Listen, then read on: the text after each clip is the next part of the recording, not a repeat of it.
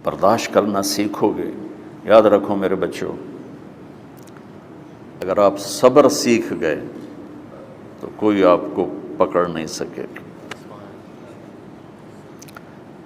یہ جو ریسنگ گاڑیاں ہوتی ہیں نا، فراری اور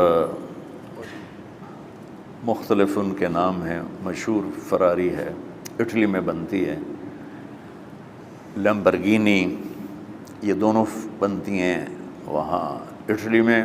اور اس میں جو آدمی جا رہا ہو اس کے لیے سپیڈ لمٹ کی قید کوئی نہیں، ورنہ سب گاڑیوں پہ 120 کلومیٹر پر کے اوپر جائیں گے تو جرمانہ ہوگا.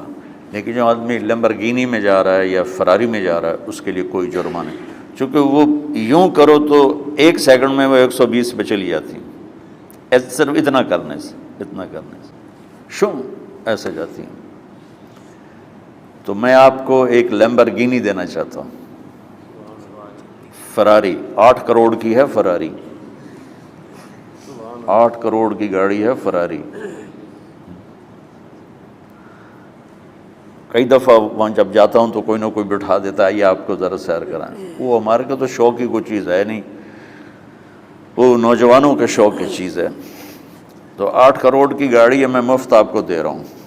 وہ ہے صبر.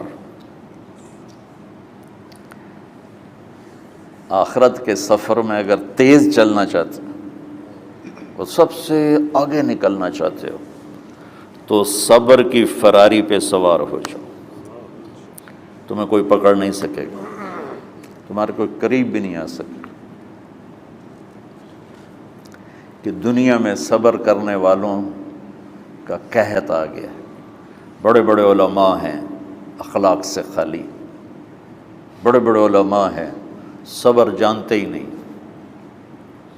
اور پورا معاشرہ سر علماء، تم کل کے علماء ہو اس لیے علماء کی بات کر رہا ہوں، ورنہ پورا معاشرہ میرے بچوں صبر سے خالی ہے. تم سیکھو.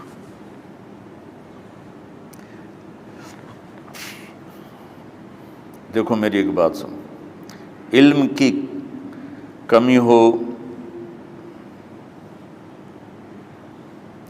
تو اچھے اخلاق اس کو چھپا دیتے ہیں. اخلاق کی کمی ہو تو بڑے سے بڑا علم بھی اسے چھپا نہیں سکتا. سارے عیب ہوں اور اخلاق اچھے ہوں تو اخلاق وہ چادر ہے جس میں سارے عیب چھپ جائیں گے. اور ساری صفتیں ہوں اور بد اخلاق ہو تو ہر صفت کو بد اخلاقی چھپا دے گی. میرے نبی نے نماز لمبی پڑھی، اللہ نے روک دیا، کہا نہیں چاہیے. ما انزلنا علیک القرآن لتشقی، مختصر نماز پڑھیں، درمیانی نماز پڑھیں. پیسہ سارا خرچ کر دے، اللہ نے روک دیا. ولا تبسطها کل البسط، میرے نبی سارا خرچ نہ کرو، کچھ بچا کے بھی رکھو.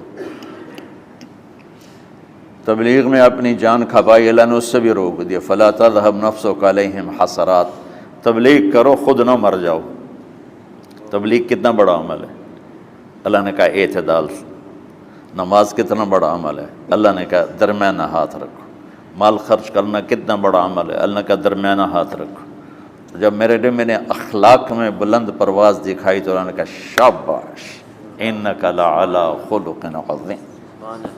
میرا نبی میں آپ کو شاباش دیتا ہوں، آپ کے اخلاق بڑے عالی شان ہیں. یہ نہیں کہا کہ اتنے بھی ذرا تھوڑا اکھ بھی کھائی کر، کوئی کوڑا ہویا کر. تو تم مولوی بڑے غسیلے ہوتے ہو. تم میرے بچے بیٹھو نا، اس لیے بات کر رہا ہوں. صبر نام کی شے ہی نہیں ہوتی. فقہ پڑھنا تو ہماری مت ماری جاتی.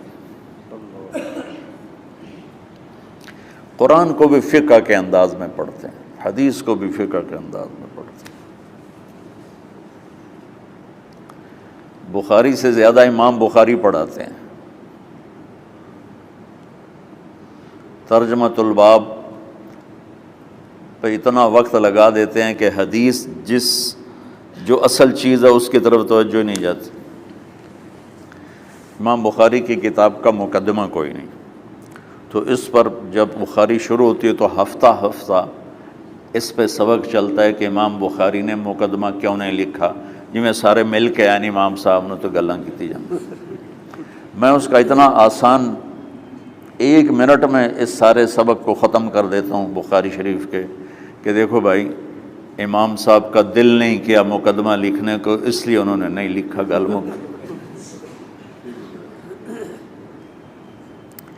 ایک حدیث کے عنوان اور حدیث میں جوڑ نہیں تھا، تو شیخ رمزی بہت بڑے فاضل آدمی ہمارے فیصل آباد، میں نے کہا شیخ یہ جوڑ کوئی نہیں، کہا شیخ ھذا من اصعب ابواب البخاری، یہ بخاری شریف کے مشکل ترین ابواب میں سے۔ میں نے کہا بڑا آسان کام ہے، امام بخاری بھول گئے، ترجمہ کوئی اور تھا، حدیث کوئی اور لکھ دی، بھول گئے، بشری تو ہیں، کیوں بچوں نے مصیبت پان دے۔ تو بچوں شوق سے جاؤ، بہانے نہ کرو، ہماری طرح تھوک ڈال کے پیٹوں میں درد، وہ شامہ پہ جان گیا پھر توڑیاں۔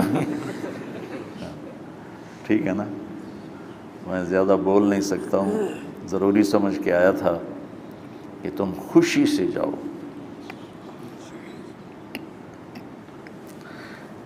پھر اس میں جو ناگواری آئے گی اسے برداشت کرو گے تو پھر آپ کا صبر بڑھے گا۔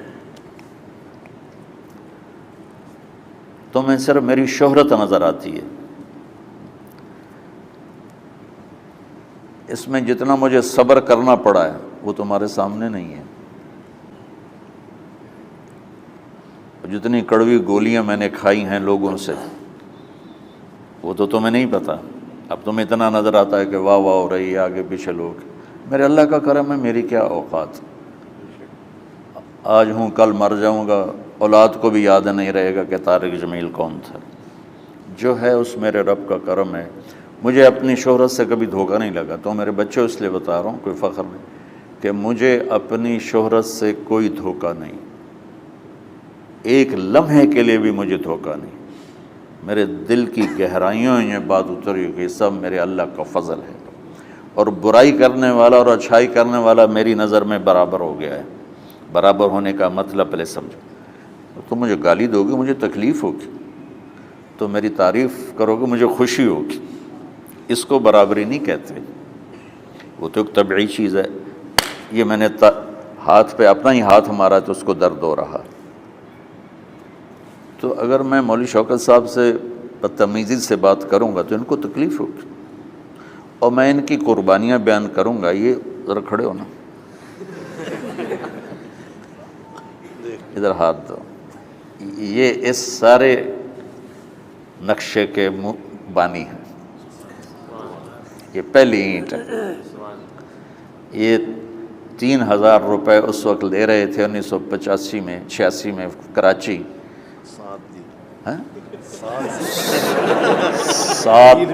7,000 ان کی تنخواہ تھی، اور میں نے ان کو تلمبے میں بلایا 900 روپے مہینے پر۔ کتنا فرق ہے 7,000 اور 900 کا؟